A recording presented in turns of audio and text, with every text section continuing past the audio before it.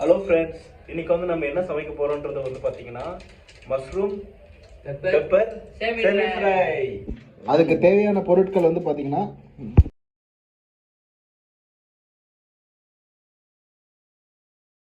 இப்போ வந்து பாத்தீங்கன்னா வெங்காயம் வந்து வதக்குறோம் நம்ம.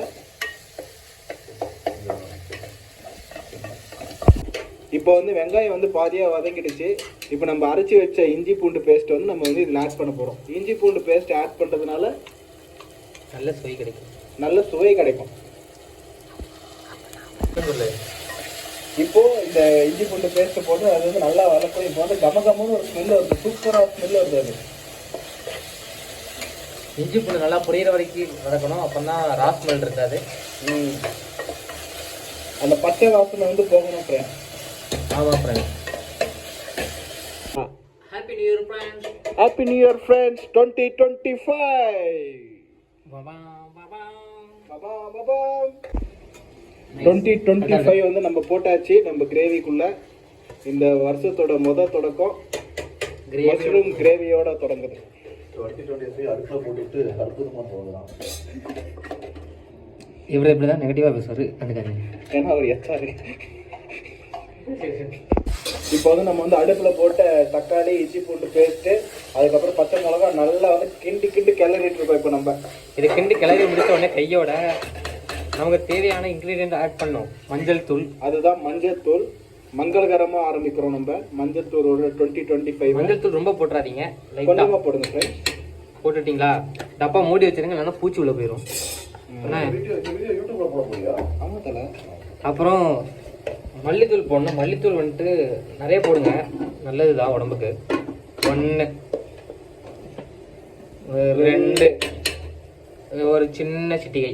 இப்போ வந்து அரை ஸ்பூன் மஞ்சள் தூள் போட்டோம்னா நம்ம 2.5 ஸ்பூன் வந்து மல்லித்தூள் போடணும். 2 ஸ்பூன் போட்டால் போதும், நான் கொஞ்சம் அதிகமாக போட்டிருக்கேன், ஏன்னா மல்லித்தூள் ஃப்ளேவர். அதுக்கப்புறம் 1.5 ஸ்பூனு மிளகாத்தூள் போடணும். கரெக்டாக ஃப்ரெண்ட்ஸ்? 1 ஸ்பூன் போடலாம். நம்ம 2 மிளகாய் போட்டிருக்கனால 1 ஸ்பூன் போடுவோம். ஓகே, 1 ஸ்பூன் போட்டிருக்காங்க ஃப்ரெண்ட்ஸ். இப்போ இதை போட்டுட்டு 2025 நம்ம நல்லா கிண்டுறோம். கரம் மசாலா மட்டும் போதும் ஃப்ரெண்ட்ஸ். அதுக்கப்புறம் கரம் மசாலா ஸ்பாயில் ஆயிரும். கரம் மசாலா 1 ஸ்பூன் போடுறேன். கவரை கம்மிதான், அந்த கவர் கொஞ்சம் அசிங்கமாக இருக்குது. இந்த கவர் அதையும் வீடியோவில் சொல்கிறோம். கரம் மசாலா ஃப்ரெண்ட்ஸ். கரம் மசாலா ஃப்ரெண்ட்ஸ். கரம் மசாலான்றாங்க. உப்பு வந்துட்டு எப்பயுமே தேவையான அளவு தான் வாழ்க்கையில் எடுத்துக்கணும் ஃப்ரெண்ட்ஸ். அந்த தேவையான அளவுக்கு எல்லாம் தானே உங்களை பார்க்குறோம். ஆக்சுவலாக தேவையான அளவுங்கிறது ஒன்றும் இல்லை, 2 ஸ்பூன் போடுங்க. நம்ம 2 தக்காளி போட்டாச்சு. உப்பு இப்போ வந்து பாருங்க ஃப்ரெண்ட்ஸ், எவ்வளோ அற்புதமாக வந்துருக்கு பாருங்க கன்சிஸ்டன்சி. அப்படிதான் ஒன்று தெரியல. அவ்வளோ அப்படிதான். அது வந்து சோறு இங்கே இருக்குது. நாங்கள் கடைசியாக ரிவ்யூ பண்ணுறோம். கடைசியாக ரிவ்யூ பண்ணுறோம் ஃப்ரெண்ட்ஸ். இப்போ இதில் வந்துட்டு நல்லா கிண்டணும். இப்போ கீழே அடிப்படி பண்ணுறதுனால சிறிதளவு வாட்டர் ஊற்றிக்கோங்க. சிறிதளவு, ரொம்ப ஊற்றிடாதீங்க. சிறிதளவு வாட்டர் ஊற்றிட்டு